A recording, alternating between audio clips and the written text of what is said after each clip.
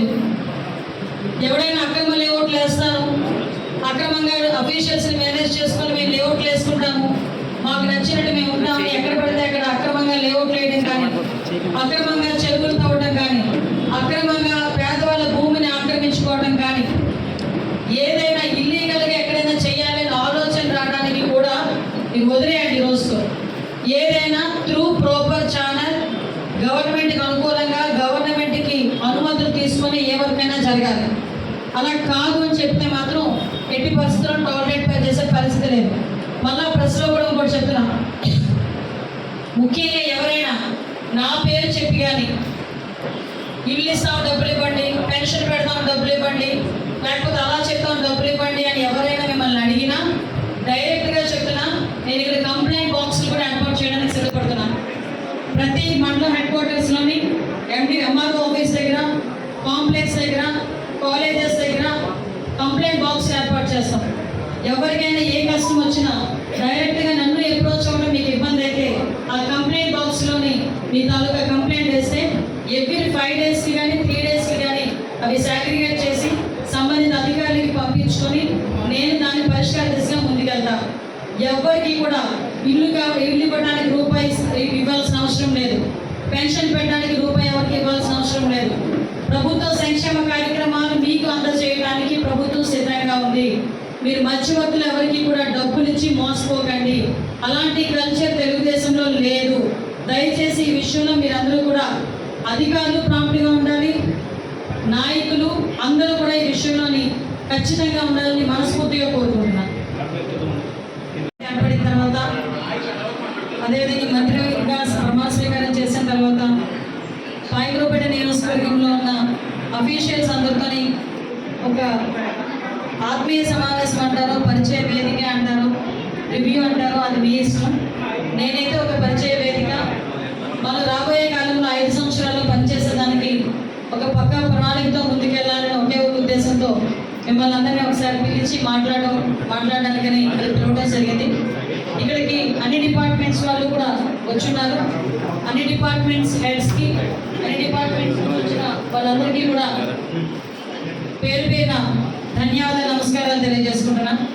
ఎక్కువసేపు అంటే మీతో నేను క్లియర్గా డిస్కస్ చేయాలి. ఎందుకంటే నేను ఏదో రాజకీయంగా మాట్లాడడం కాదు, అలాగని చెప్పి ఉన్న వాస్తవాన్ని దాచిపెడితే అది మేము తప్పవుతుంది. కాబట్టి లాస్ట్ 5 years 2014 నుంచి 19 వరకు నేను కూడా ఇక్కడ ఎమ్మెల్యేగా చేశాను. ఇక్కడ నాతో పాటు పనిచేసిన వాళ్ళు ఇక్కడ చాలామంది ఉన్నారు. So what ever it TDP గవర్నమెంట్లో స్టైల్ ఆఫ్ వర్క్ ఎలా ఉంటుందని మీ అందరికీ కూడా తెలుసు. అట్ ద సేమ్ టైం మొన్న 5 సంవత్సరాలు కూడా మీరు పనిచేస్తున్నారు. ఇక్కడ వర్క్ ఆఫ్ స్టైల్ ఎలా ఉంటుందని కూడా మీకు తెలుసు. కాకపోతే మీకు నేను చెప్పేది ఏంటంటే ఇంతకు ముందులాగా పనిచేస్తాము, ఇంతకు ముందులా మేము ఇంకా అలాగే ప్రవర్తిస్తాము అని అనుకుంటే కనుక నేను ఇందాక మా డిపార్ట్మెంట్ వాళ్ళతో ఎలా చెప్పానో మీకు అలాగే చెప్తున్నాను.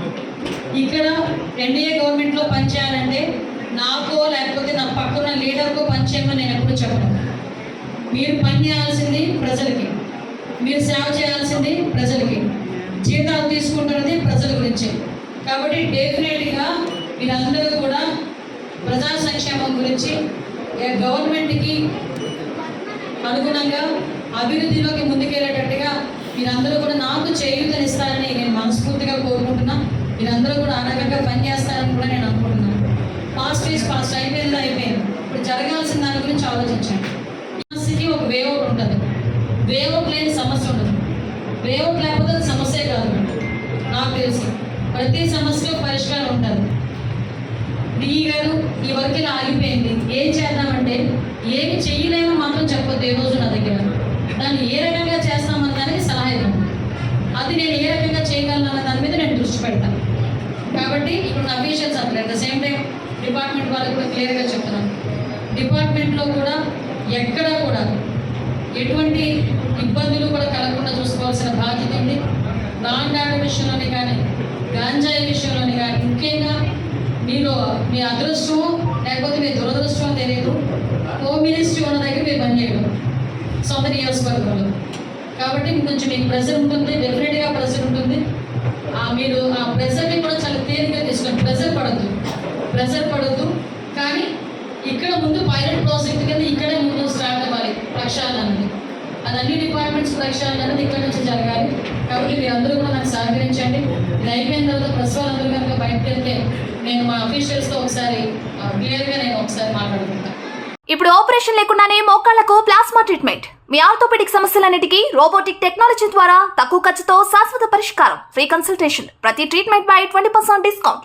ఈ ఆఫర్ కొద్ది రోజులు మాత్రమే. త్వరపడండి. V9 hospitals 9281465842.